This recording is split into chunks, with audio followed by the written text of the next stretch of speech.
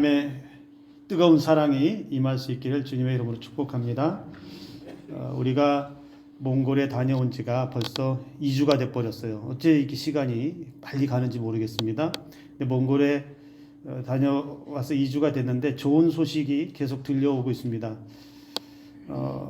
지난주 목요일이죠. 목요일 날 실로암 교회, 우리 시각장애인들이나 장애우분들과 함께 예배하는 그 실로암 교회에 예배 드리는데, 원래는 우리가 가기 전까지는 아이들이 별로 나오지 않았다 그래요. 10명도 채 안 되는 아이들이 나왔는데, 우리가 간 날, 그날부터 지금 2주 동안, 그래서 이번 주 지난 목요일에 26명의 아이들이 출석해서 함께 예배 드렸다고 그래요. 우리 김영현 선교사님 감격해서 우리 산성교회 단기 선교팀이 큰 열매를 맺고 가서 이제는 우리 선교사님이 그 열매들을 잘 키워내야 하는 숙제를 안게 되었다. 아이들을 위해서 더 힘써 기도하고 사역해야 되겠다라고 그런 소감들을 전해 주셨습니다.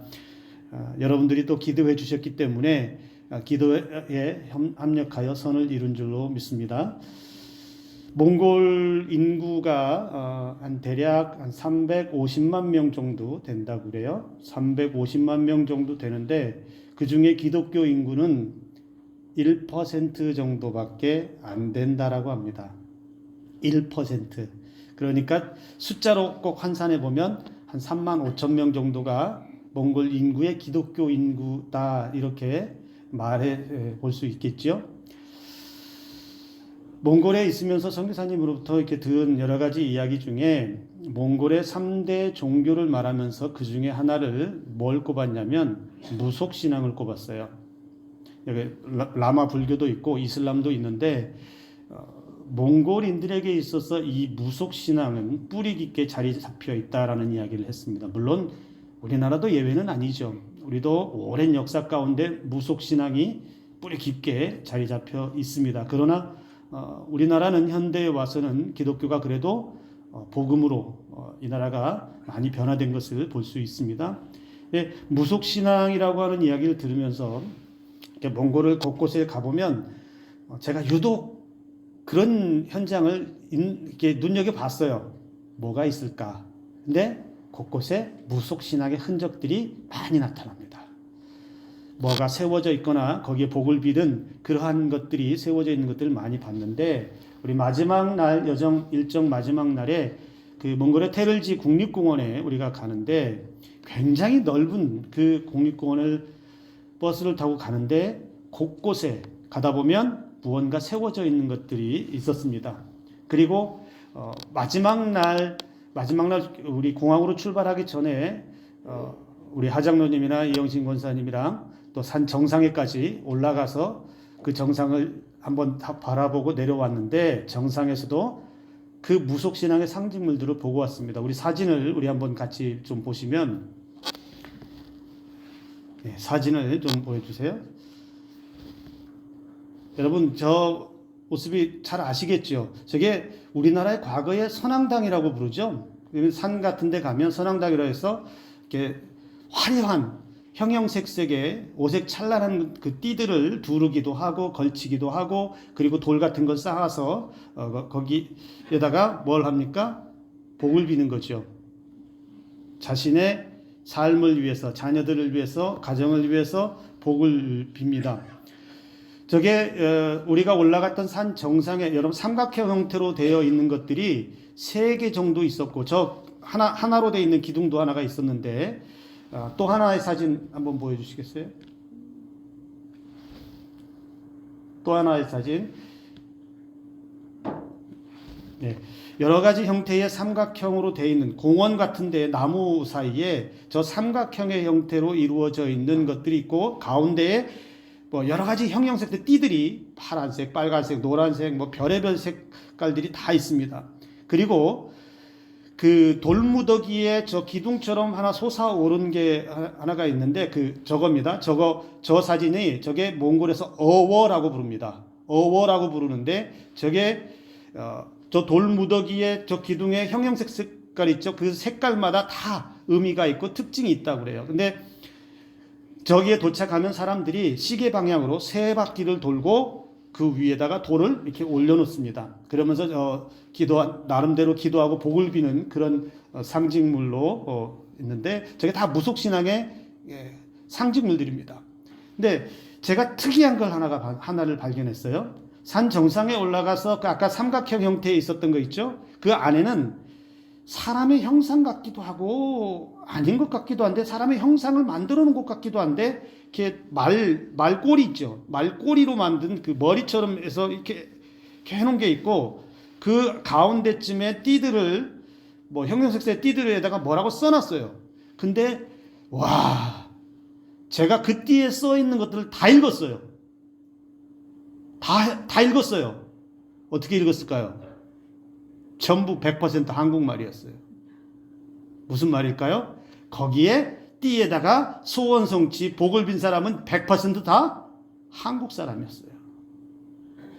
목포에서 온 사람, 영등포에서 온 사람, 산악회에서 온 사람, 마을 친목회에서 온 사람, 이대로 영원히 쭉 그 몽골의 국립공원 산 정상에 올라가서 무슨 복을 그렇게 빌게 많은지 100%다 한국말로 쓰여 있는 걸 보고 참 기가 막히다. 한국에서 복을 빌다 이제 여행 와서까지도 그런 곳에 복을 빌고 가는 한국 사람들의 모습을 이렇게 보면서 인간이 얼마나 나약한 존재인지, 그래서 끊임없이 무언가 자신을 지켜주고 무언가 자신에게 복을 줄 만한 것을 찾아 헤매이는 그 인생이 얼마나 우스꽝스러운가라는 것을 새삼 느낄 수 있었습니다. 여러분, 우리 인간에게는 종교심이 다 들어있습니다. 날 때부터 이 종교심이라고 하는 것들을 가지고 태어나게 되는데 이게 무엇입니까? 무언가 살아가면서 의지할 대상을 항상 찾아요. 복을 줄 대상을 찾고 우리 집에 나에게 어려움이 없고 우환이 없기 위해서 무언가 막아줄 그 무엇을 계속 찾아 헤매고 의지하는 것들을 내 마음에 두려고 합니다. 그러다 보면 산이고 들이고 강이고 어디 가서 저렇게 무언가 형상을 만들어 놓거나 무엇을 쌓아 놓고서 거기에 복을 빌고 거기에서 기도하는 사람들도 많이 있고, 심지어 가정에도 그러한 것들을 모셔놓고 그것이 마치 나에게 우리 집에 복을 주는 것처럼 우리를 지켜주는 것처럼 그렇게 의지하고 살아가는 사람들이 많습니다. 인간은 끊임없이 자신에게 도움이 될 만한, 자신을 지켜줄 만한 무언가 의지하고 찾아다니는 인생일 것 같습니다. 어찌 보면 하나님을 만나지 못하는 인생들은 그렇게 날 때부터 죽을 때까지 그런 인생을 살다가 사라지는 것 같습니다. 그런데 기독교 신앙은 그걸 말하지 않습니다. 기독교 신앙은 오직 예수님만을 말합니다. 기독교 신앙은 오직 예수님 한 분만 말해요. 십자가의 죽으심과 부활하심, 다시 오실 우리 주님, 그 진리만 가르쳐 주고 있어요.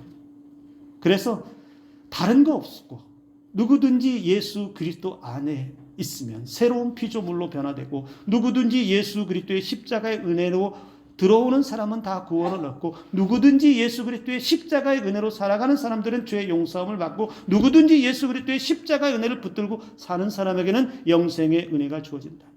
기독교에서 말하는 종교심이라고 말해야 될지 모르겠지만 기독교에서 말하는 신앙은 바로 이거 하나밖에 없습니다. 그래서 세상에서는 기독교를 향해서 이렇게 말합니다. 재미없는 종교다. 이기적인 종교다. 자신만 아는 종교다. 이렇게 말합니다. 왜냐하면 다른 것을 끼워주지 않기 때문에 그렇죠. 다른 것이 있다라고 말하지 않기 때문에, 오직 예수님만을 말하기 때문에 세상 사람들은 재미없고 따분하고 그리고 이기적이고 배타적인 종교가 기독교라고 그렇게 말을 합니다. 왜 사람들은 그러면 기독교보다, 예수님만을 말하는 기독교보다는 왜 다른 종교나 무속신앙 같은 이런 신앙에 더 매력을 느끼고 빠져들까요? 왜냐하면 여러분, 조금 전에 말했던 인간의 종교심이 있다라고 그랬죠? 무속신앙이라든지 다른 종교들 잘 보면 인간의 종교심을 충족해 줍니다. 인간의 본연적으로 가지고 있는 그 종교심에 대해서 그 갈급한 종교심을 메꿔주는 역할을 뭐가 하느냐? 무속신앙이 하고 있고 다른 종교들이 하고 있다는 거예요. 잘 보세요. 자기 수행을 말하고 고행을 말하고 참선을 말하고 삼천배를 말하고 라마단 금식 또 신비체험 여러 가지 일들을 통해서 뭘 말합니까? 이런 걸 통해서 깨달음을 얻고 구원이 있고 이걸 통해서 좋은 데 가고 이걸 통해서 신으로부터 복을 받는다라고 가르쳐 줍니다. 이 말 속에는 이러한 사상 속에는 뭐가 들어있습니까? 마치 인간이 이런 노력 정도는 해야 이런 열심 정도는 보여야 그래도 신으로부터 복을 받는 것이지 인간이 이 정도도 안 하고 이 정도로 깨달음도 없고 이 정도로 노력도 없이 어떻게 복을 받을 수 있겠느냐? 바로 이것을 주입한다는 거예요. 하나님을 알지 못하는 그래서 종교심만 가득한 사람들은 자기 행위로 복을 빌고 자기 만족에 취해 살아갑니다. 신을 달래고 신을 기쁘게 해서 신에게 무언가를 드리고 지극정성을 다해서 그렇게 했기 때문에 그 신은 나에게 복을 줄 것이고 나를 지켜준다라고 그렇게 자기만의 믿음을 가지고 살아갑니다. 즉 자신의 그 행위가 복받는 도구라고 생각해요. 신은 철저하게 자기가 믿는 그 신은 철저하게 자신에게 복을 주는 도구로 이용할 뿐이라는 겁니다. 내가 신을 위해서 내가 그 신에게 복을 받기 위해서 이만큼 내가 합니다. 내가 이 신에게 내가 모시는 이 신에게 복을 받기 위해서 나 이만큼 합니다. 열심히 가서 기도하고 열심히 가서 지극정성 다하고 열심히 다해서 착한 일하고 열심을 다해서 내 자신의 노력을 쌓으면 내가 믿는 신은 내게 복을 줍니다. 내가 이만큼 노력했으니까 내가 지극정성을 다했으니까. 근데 여러분 이거 아세요? 교회 공동체 안에서 신앙에서 기독교 신앙에서 가장 위험한 사람이 누군지 아세요? 어떤 사람인지 아세요? 내가 이만큼 했는데 이 생각 가지고 있는 사람이에요. 내가 이만큼 했는데 내가 이 정도로 열심히 했는데 내가 이 정도로 힘써 교회를 위해 일했는데 내가 이 정도로 하나님께 했는데 왜 이것밖에 안 되냐고 생각하는 사람이 교회 공동체 안에 가장 위험한 신앙이에요. 왜요? 하나님의 은혜보다 뭐가 크다고 생각합니까? 내 노력이 크다고 생각하는 거예요. 내 정성이 더 크다는 생각을 하는 거예요. 내가 이 정도로 했는데 내 정성이 이 정도로 대단했는데 왜 이것밖에 안 주고 왜 내게 은혜 베풀지 않고 왜 내게 복을 주지 않느냐고 하는 위험에 빠질 가장 위험한 신앙이라는 겁니다. 기독교는 우리 신앙은 내가 이만큼 했기 때문에 내가 지극정성을 다 했기 때문에 복받는 종교 아닙니다. 내가 무엇을 했기 때문에 복을 주는 종교가 아니에요. 기독교는 인간의 행위와 노력에 대해서 그것이 지극정성 때문에 보상해 주는 종교도 아니에요. 그래서 공로사상은 철저하게 배척하는 거예요. 무엇만 남습니까? 인간의 노력이나 지극정성이 아니라 인간의 선행이 아니라 인간의 어떤 행위가 아니라 예수 그리스도의 십자가의 은혜가 남는 거예요. 죽으시고 피 흘리신 그리고 부활하셔서 우리의 구원을 완성하신 다시 오마 약속하신 예수 그리스도의 그 은혜 하나만 남는 거예요. 우리는 그 은혜를 붙잡고 살아가는 것이고 우리는 그 은혜 붙잡고 하나님 나라로 가는 사람들이에요. 그 외에 우리의 신앙은 다른 게 없어요. 그 은혜대로 복을 받고 그 은혜대로 누리면서 그 은혜대로 만족하면서 하나님과 함께 이 땅에서 살아있는 동안에 하나님의 나라를 이루면서 사는 것이 그것이 복이고 그것이 은혜이고 그것이 기독교 신앙이라는 거예요. 예수님과 함께 사는 것 그 외에 다른 것은 없다라는 것이죠. 기독교의 모든 종교적 행위, 예배도 기도도 말씀도 구제와 봉사, 선교, 전도 어떤 형태든지 이 기독교 안에서 신앙 안에서 이루어지는 이 행위들은 자신의 종교심을 만족시키거나 자신에게 복을 주는 수단으로 쓰는 것이 아니라 예수 그리스도를 붙잡기 위한, 예수 그리스도에게서 벗어나지 않기 위한, 십자가의 그 은혜 아래서 살기 위한 신앙의 행위로 나타나야 된다는 겁니다. 오직 예수님만 붙들 수 있는 수단으로 우리가 열심을 내고 예배드리고 기도하고 봉사하고 선교하고 우리의 신앙의 행위가 이렇게 가야 될 줄로 믿습니다. 우리는 기쁘나 즐거우나 고난이 있어도 예수님과 함께라면 즐거워하는 사람들입니다. 어려움이 있다고 해서 내가 지극정성을 못 드렸나?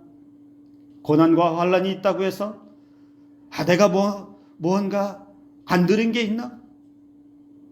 그런 신앙에서 벗어나야 한다는 것입니다. 하나님은, 우리 주님은 우리가 무엇을 했기 때문에 구원하신 분이 아닙니다. 우리가 대단한 것이 있어서 우리에게 구원의 은총을 베풀어 주신 분이 아닙니다. 십자가의 죽으심으로 우리의 죄와 허물들을 대신 용서하시고 값없이 살리신, 값없는 은혜로 구원하신 분이 우리 주님이심을 여러분 기억하시기 바랍니다. 오늘 우리가 읽은 115편 본문에서 시인은 그 우상, 다른 신들이 얼마나 헛된 것인지 그것들에 대해서 낱낱이 지적하면서 우리에게 깨달음을 주고 있습니다. 이스라엘 백성들은 오랜 시간 동안에 우상과 씨름해야 했습니다. 주변의 나라들, 이방 나라들이 섬기는 그 우상들이 이스라엘 백성들 가운데 들락날락 하면서 늘 싸워야 했고 영적으로 힘든 싸움을 해야만 했습니다. 결국에는 이스라엘이 나라를 잃고 망한 이유가 무엇이었습니까? 우상 숭배, 즉 하나님이 아닌 다른 것에 마음을 빼앗기고 다른 것에 마음을 향해서 돌이켰을 때 그들의 처참한 멸망의 상황을 맞이할 수밖에 없었습니다. 이스라엘 백성들이 보기에 자신들에게 있는 성막이라든지 성전은 이방의 우상의 신전이나 그 형상물들과 비교하면 초라하기 짝이 없다고 생각했습니다. 왜냐하면 이방 사람들의 신전이나 신상이나 이런 것들은, 만들어 놓은 것들은 굉장히 화려하고 아름답고 그럴싸해 보였습니다. 웅장하고 크고 대단해 보이는 그런 형상들을 다 갖추고 있었습니다. 그런데 이스라엘에 있는 성전 안에는 그런 형상이 없습니다. 물론 하나님께서 만들지 말라고 명령하신 게 있죠. 어떤 형상도 없고 그럴싸할 만한 신처럼 보일 만한 그런 상징물도 없었습니다. 그래 비교해보면 이방 종교의 신들이 훨씬 좋아 보였다는 것이죠. 오늘 본문에서 그런 모습을 지적합니다. 115편에 시작할 때 하나님만 영광 받으시기에 합당함을 먼저 선언합니다.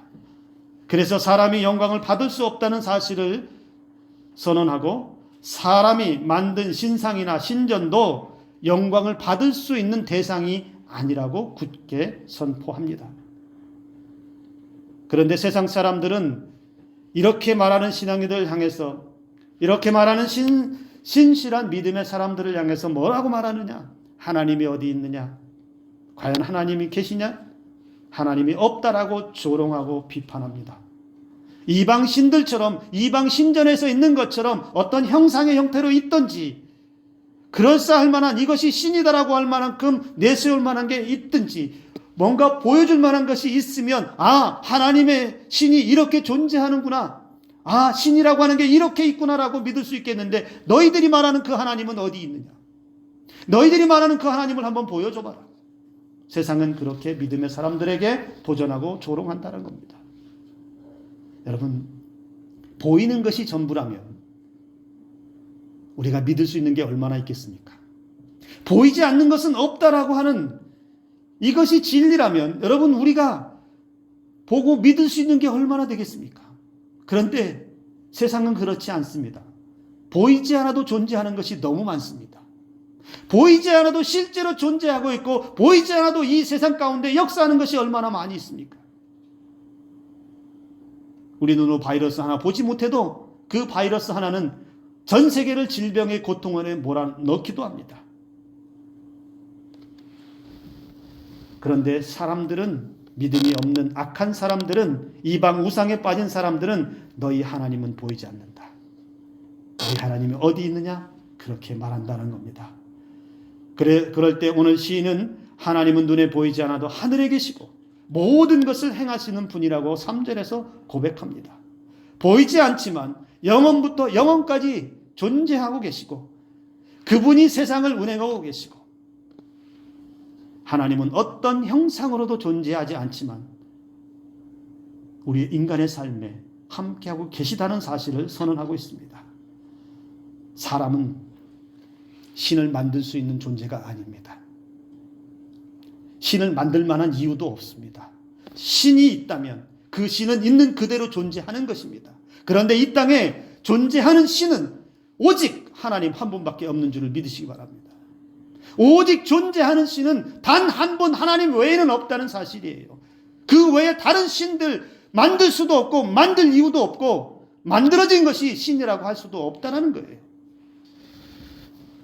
거대하고 화려한 우상과 신전에 비해서 보잘것없는 이스라엘 성전에서 성막에서 하나님이 없다라고 말하는 그 어리석음을 이스라엘 백성들이 깨달았어야 된다는 거예요. 여기 115편의 시인은 그래서 그 이방 신전들, 우상들을 비웃습니다. 봐라. 그 너희들이 만든 거 그거 한번 봐라. 그 우상들은 그저 사람으로 만들어진 물건이라고 말합니다. 4절에서 물건일 뿐이다.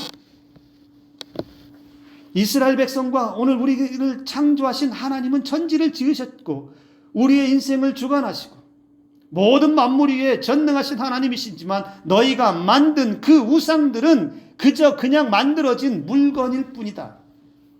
그래서 너희들이 만든 그 물건은 아무것도 할 수 없다. 눈이 있어도 볼 수도 없고 코가 있어도 냄새만 들 수 있겠느냐? 손이 있어서 손이 움직일 수 있느냐? 발이 있어서 걸어 다닐 수 있느냐?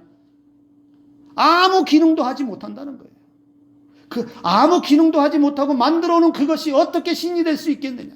그것이 어떻게 너희들에게 복을 줄 수 있고 그것이 어떻게 전능함을 나타낼 수 있겠느냐?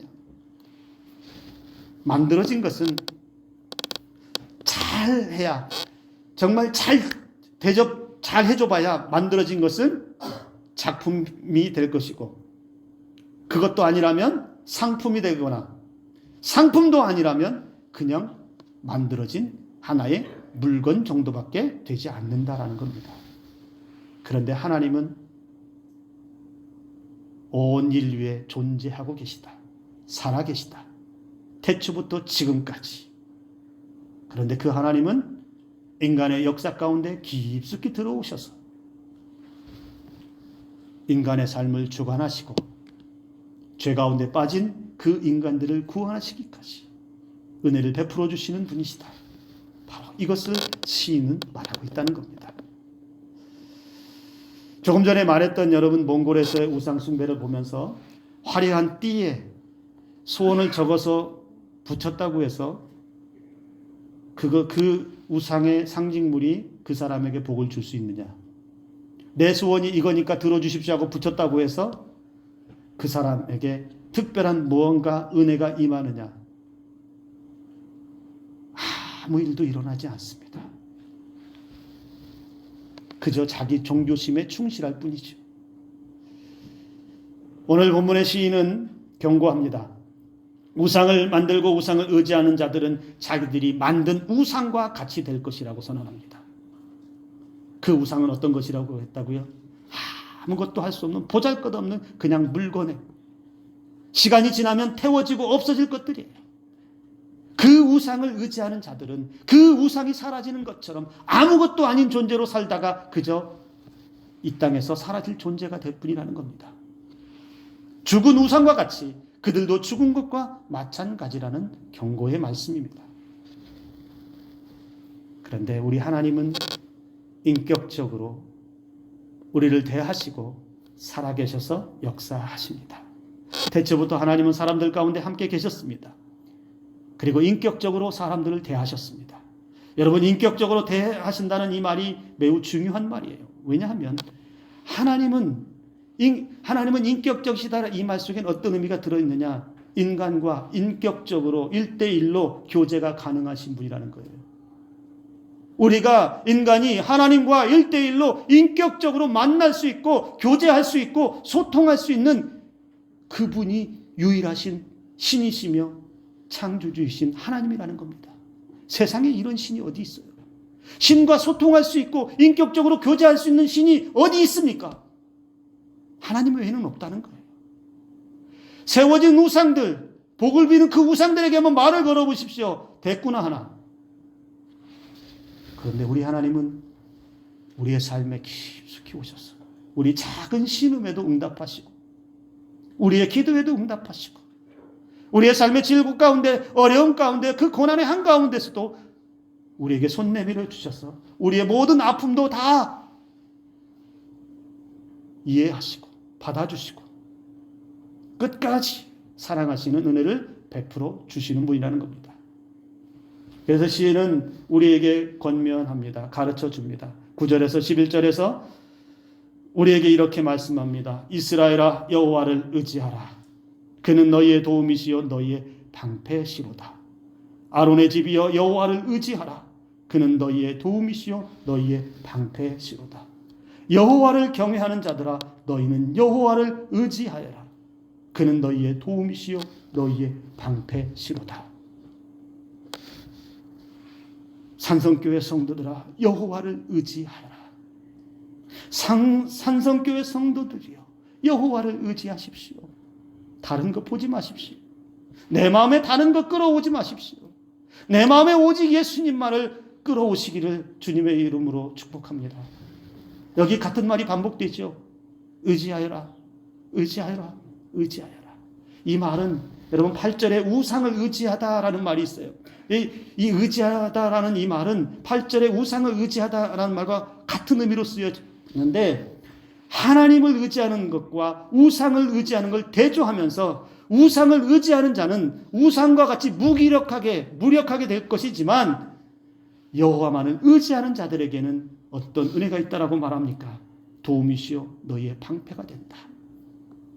그러니 여호와만을 의지할 수 있어야 된다라고 선언하고 있다는 겁니다.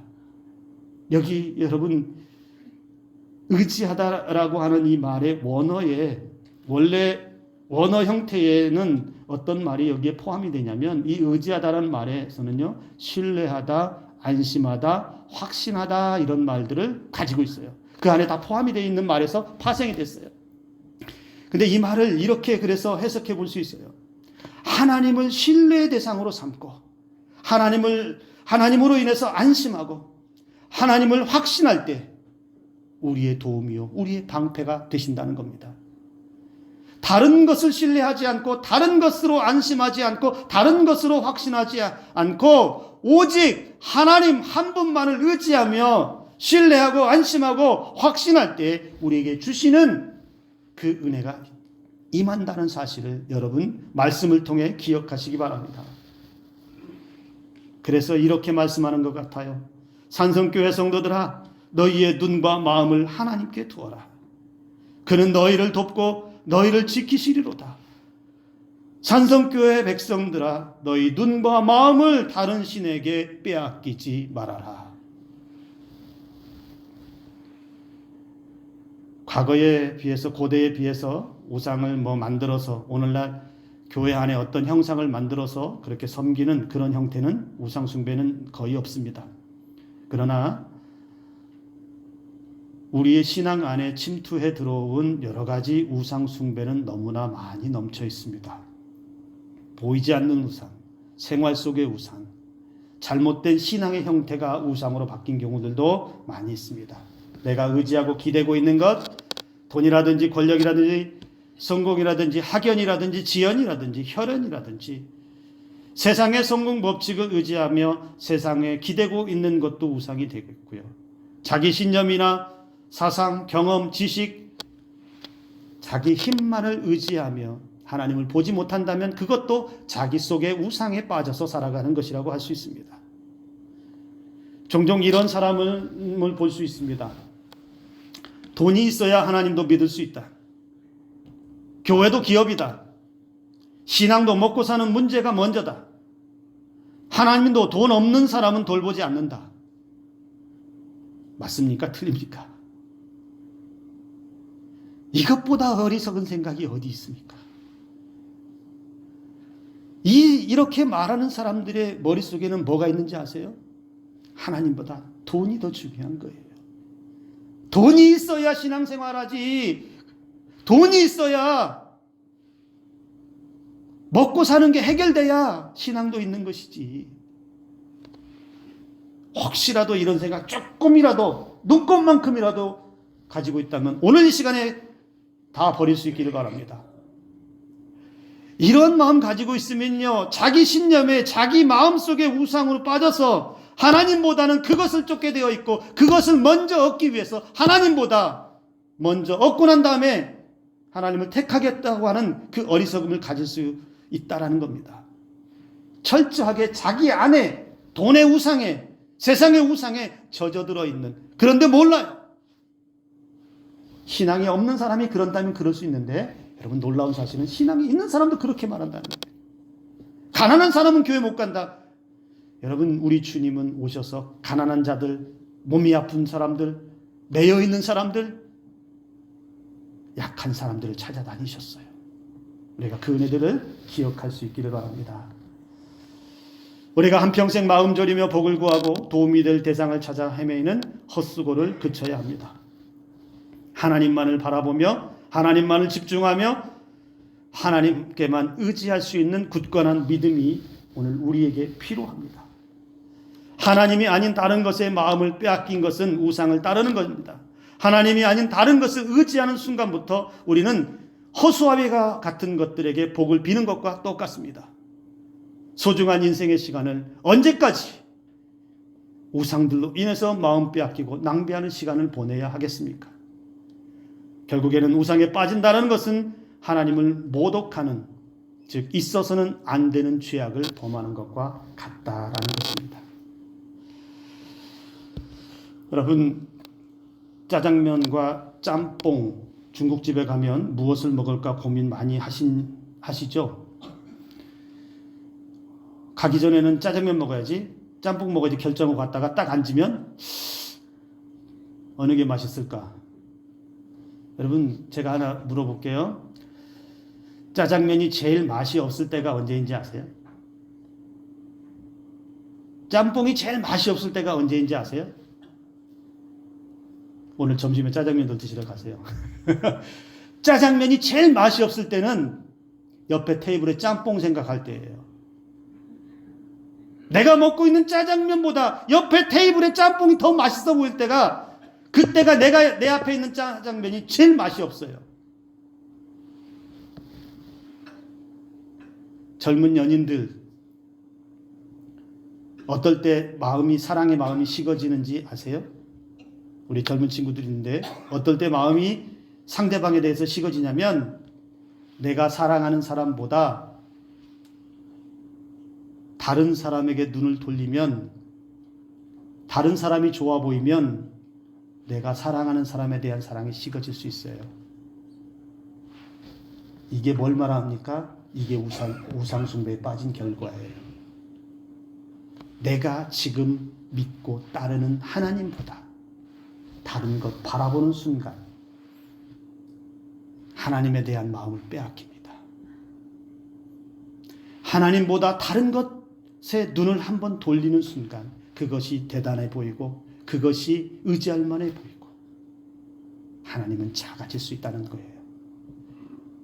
하나님과 나 사이에는 아무것도 들어와서는 안 됩니다. 하나님과 나 사이에는 오직 나와 1대1로 인격적으로 교제할 수 있는 은혜만 있어야 합니다. 사랑하는 성도 여러분, 하나님 외에 신은 없습니다. 예수님 외에 다른 구원자는 없습니다. 이 사실을 기억하며 예수님만 바라보는 우리 모두가 될 수 있기를 주님의 이름으로 축복합니다. 기도합니다.